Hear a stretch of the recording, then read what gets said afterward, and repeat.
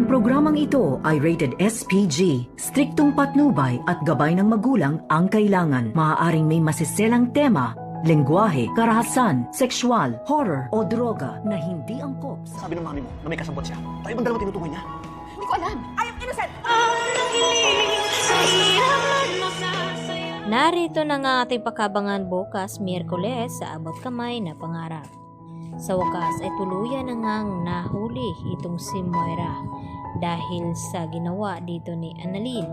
At alam pala dito ni Zoe na may inilagay si Annalyn na isang tracking device upang malaman nila kung si Moira ba ang katagpuin dito ni Zoe. At yun pala ay gusto na nga talagang tapusin ni Zoe itong kasamaan ni Moira dahil sa kanyang nalaman na gusto palang paslangin ni Moira itong si Annalyn at itong si Lynette.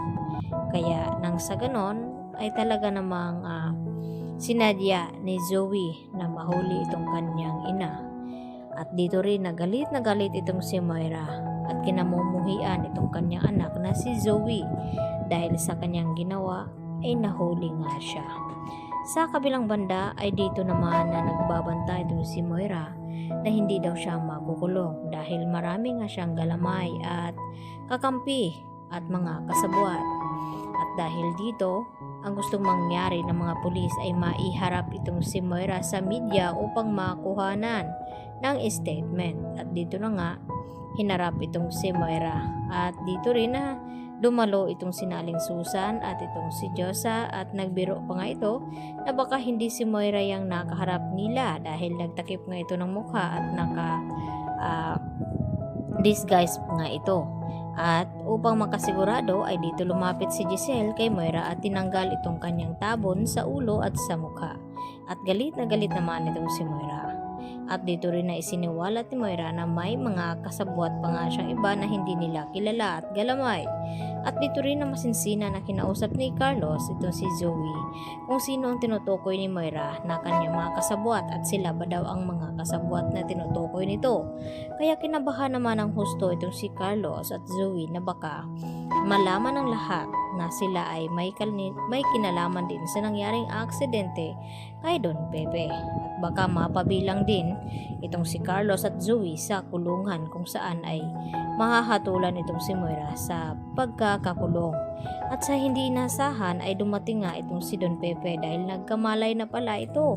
Kaya pala nalaman dito ni Justin na may kinalaman talaga itong si Zoe sa nangyaring aksidente.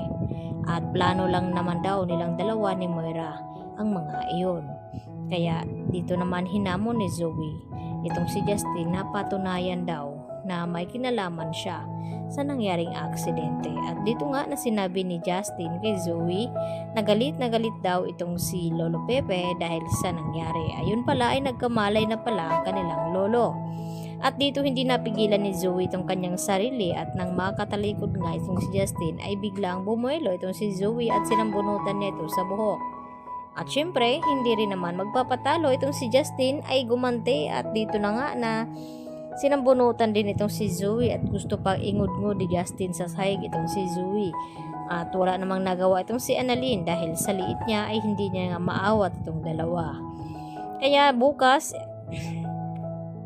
aabangan natin kung talagang ito na ang wakas ng kasamaan ni Moira at kung mahatulan na nga ba niya ito.